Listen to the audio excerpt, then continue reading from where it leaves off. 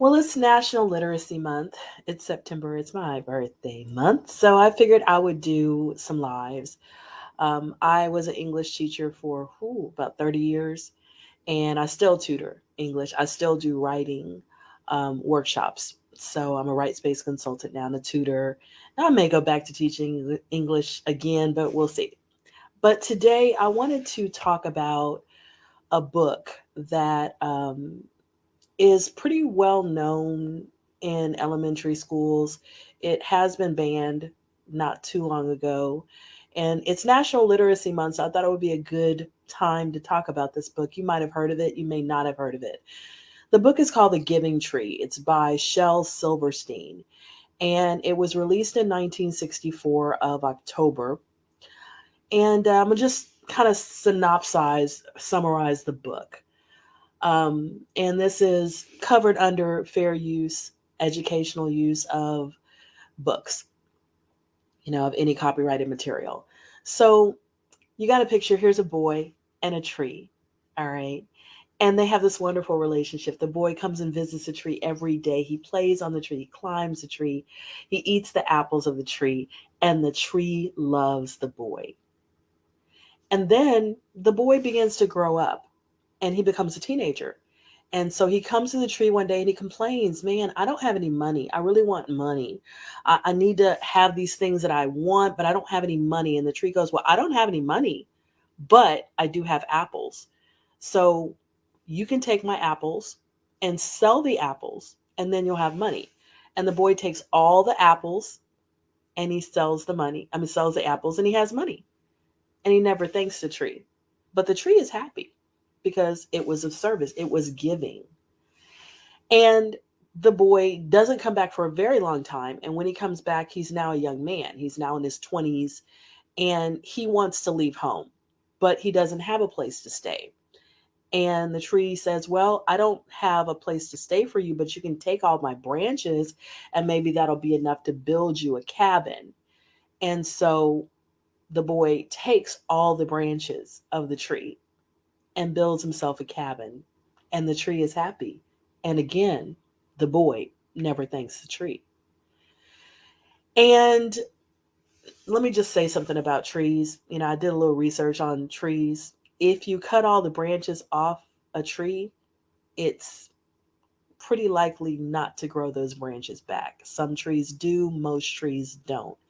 So basically, you're killing the tree by cutting off all the branches. Cutting them off is different than pruning the branches. So let's keep that in mind as we keep going with the story. So the tree doesn't see the boy for a very long time. And when the boy, who's now a man, comes back, he's a much older man. He's a middle aged man. And he's stressed out. He's got stress up to his ears. And all he wants to do is get away. He just wants to get away. He's tired of his life. He's frustrated. He wants to escape. And so the tree says, well, I don't have an escape for you, but if you cut me down to a stump, there might be enough for you to make a boat and you could sail away and escape. And so the boy cuts him down to a stump, takes that big trunk of the tree, and makes a boat out of it, and he escapes. Now, if you cut a tree down to a stump, you pretty much have killed it 95%. There are some trees that can grow back from a stump because their roots are still there, but many trees will not. And what will happen in 3 to 7 years is that stump will decay and it'll just evaporate into basically the earth, through termites and other things that eat it. So it's kind of a death sentence for most trees. Some trees, they will sprout from their roots a different tree, not even from the stump. Very few trees can sprout from the stump and regrow. Very few. So pretty much at this point, this tree is about 95% dead, but it's happy. It helped a little boy that became a man, that became an older man. It gave unconditional love. So finally, this Very elderly man comes back, who was the little boy, who was the man. And he says, it's the end of my life. I don't even know, what I want to do. And the tree says, well, I don't have any apples to give you. I don't have any branches that you can swing on. And the man's like, oh, I don't have teeth for apples. I couldn't swing on the branches anyway. I'm too old. I don't have a trunk that you could even lean against. All I got is a stump. Maybe you could sit down and take a rest. And the old man says, oh, that sounds really good. And he sits on the stump and he never thanks the tree. So I wanted to talk about this for a minute. I learned of this book at an in service years ago. And the question that was posed to us as teachers that we could use in our classroom was, is the tree strong or is the tree weak? And we could have a debate in a sense. And the whole purpose of this was to come up with evidence for either side. And there were people who were adamant the tree is strong. It's strong enough to give. It gives its all. Oh my gosh, how unconditional, how wonderful. That's a great giver. And then there were people like, no, the tree has no boundaries. The tree loses itself in this relationship. The tree is trying to prove its worth.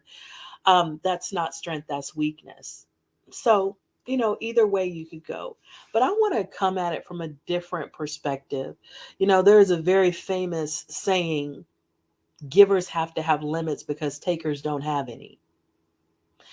And I also want to come at it from the perspective of narcissism, because as I've grown older and I've learned about different negative personality traits and different toxic relationships, I've learned that people with narcissistic tendencies can be very entitled, and they can feel entitled to take everything from a person in their life, whether that person is male or female, doesn't matter.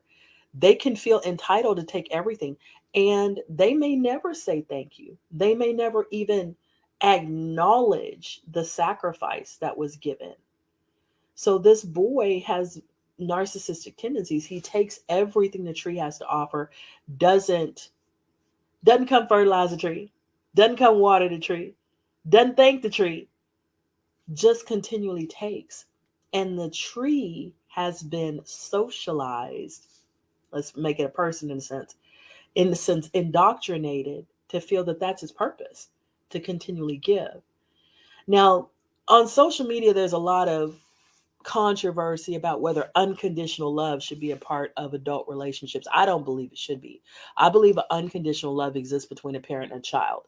I believe that when adults come together, there have to be conditions. If there are not conditions, one person will be normally taken advantage of, because there's no conditions for this love. There's no conditions for this interaction to continue to be healthy. So I don't agree with unconditional love in adult relationships. And I also don't agree in having no boundaries. I don't agree in losing yourself. I believe that you have to always keep yourself as the center and give without giving so much that you lose yourself, giving so much that you kill yourself, that you have nothing left. So I believe you always have to have boundaries.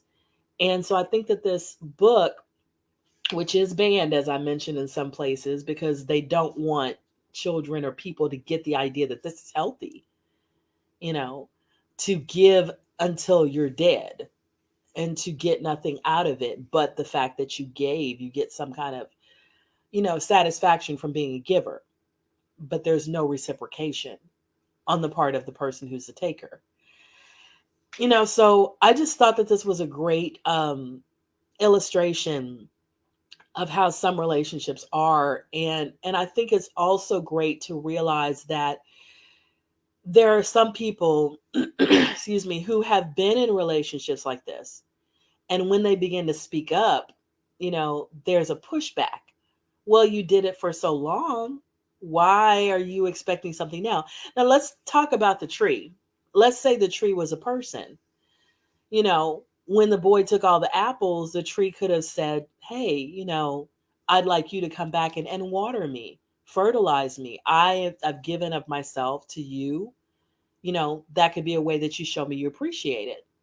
You know, I think that we have to sometimes speak up if we see a person that is taking from us but is not pouring back into us.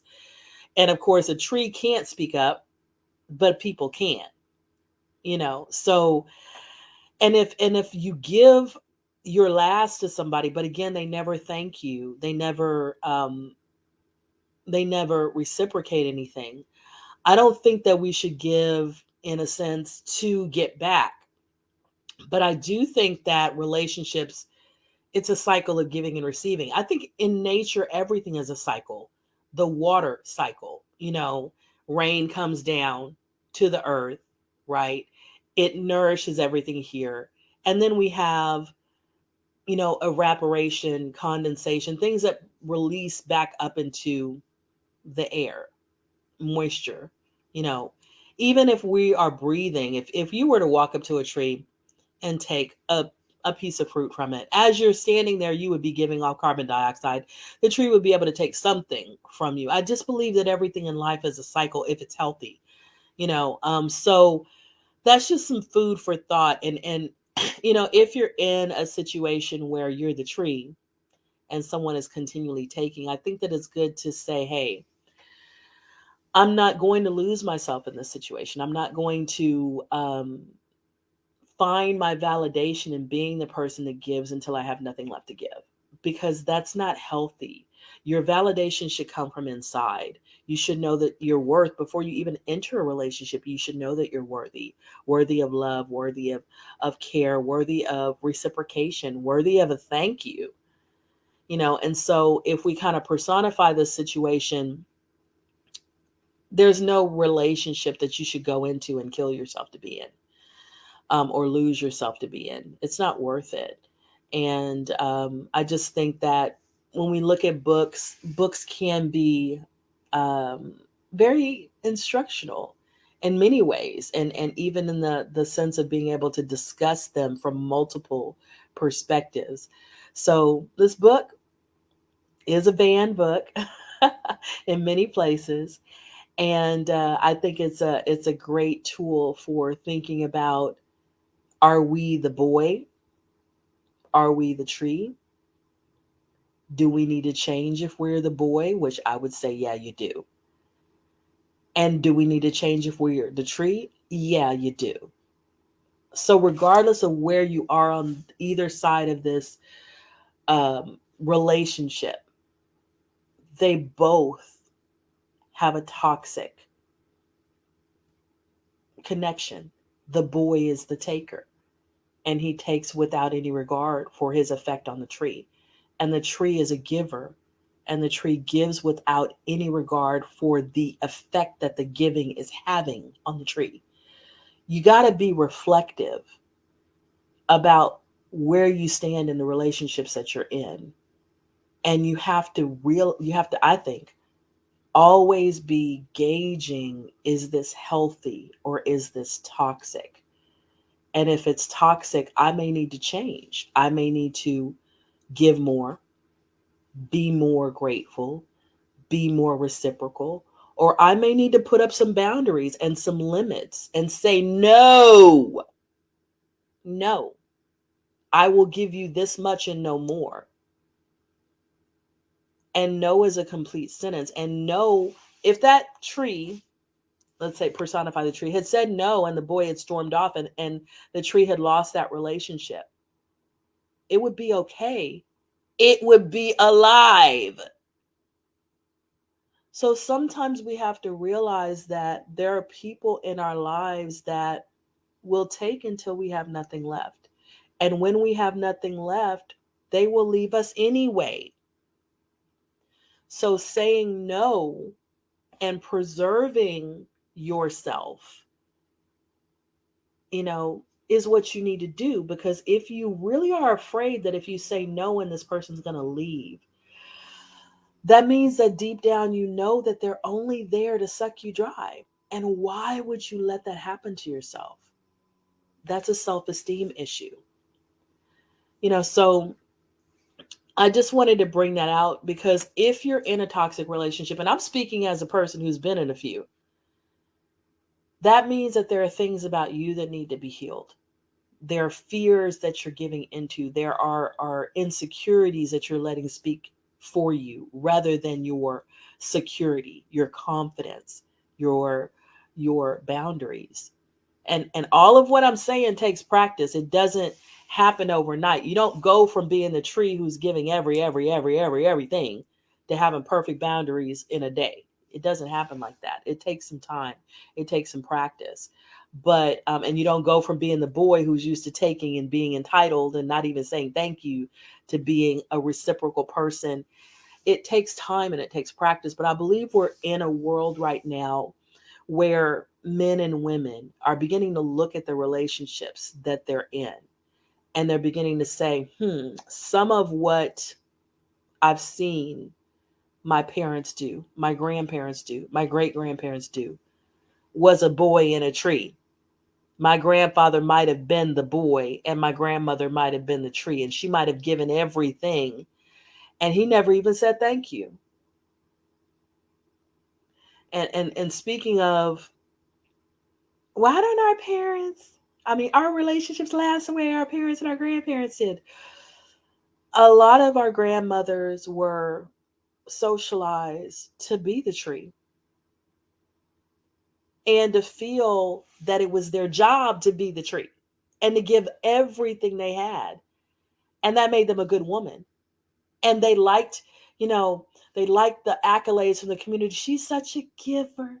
She's always doing for the community. Look at her. While at home, this woman's got gray hair at 30. You know what I mean? And I'm going to just put something out there. You can Google this. You don't have to believe me. When it comes to longevity, married men live the longest, then single women, then single men, and married women live the least. There's actually almost an 8 year difference between the longevity of a married woman and a single woman. 8 years is the average. Why is that? Many people who have studied this say that marriage actually adds 7 hours of work onto a woman's daily load, 7 hours of weekly work, and stress and emotional burden. And the biggest percentage of women getting divorced right now are over 50. They're my age. That's the biggest, that's the highest, the fastest growing group of divorces in America. Women over 50, women who are saying, wait a minute, wait a minute, wait a minute. I'm doing too much. I'm the tree. I'm about to be a stump. I'm killing myself in this relationship. Now, every man is not like that, and I'm not saying they are, but I think that people have to look at their dynamic. Am I always taking and never even saying thank you? And if that person says, could I get some help? Is my response a negative one? Because I expect them to do everything all the time, you know? So I wanted to bring this book up. It's National Literacy Month. It's September. Kids are going back to school. This is a book that shows a toxic dynamic. And both of the characters, the boy and the tree in the giving tree, both have toxic traits. Taking too much is a toxic trait. Being entitled, never saying thank you, never trying to pour back into somebody, never showing reciprocation, that's toxic. But giving too much and having no boundaries and finding your validation in being a giver is also toxic. And so I just wanted to kind of share, this thought, these thoughts with, the audience. And since it is National Literacy Month, please check out my books. I have 4 books on Amazon. You know, you can listen to the first 11 chapters of my memoir on my podcast, Zennurgy. All right. If you like what you heard today, you want to drop some money in my Cash App, that's beautiful. That's beautiful. I'm always trying to put out positive content. I'm always trying to put out food for thought. We learn as we grow. And I think people can always learn. I'm 53. I'm about to be 53 in 20 days, 19 days. Yeah. Um, so I'm always learning. I'm always learning. And I'm always looking for opportunities to learn and opportunities to teach because, like I said, this book has been out since 1964. And as people have grown, they've seen it very differently. They've seen this relationship dynamic very differently. So if you're in this kind of toxic relationship, I would say you gotta get out, or you gotta change it, because giving till you're a stump and you're basically 95% dead and you don't even know if you can come back from all the things that have been taken from you, that's not healthy, you know. And nobody should be put in that situation just to have a relationship, just to have a bond, just to have connection. Singleness is better. Being alone is better. And that's a whole nother thing that we need to think about and talk about, is that being coupled is not always the best thing. A happy, healthy relationship should be the goal, not just having somebody, anybody. And so, thank you guys for joining me. May you walk in Zennurgy. Have a great day.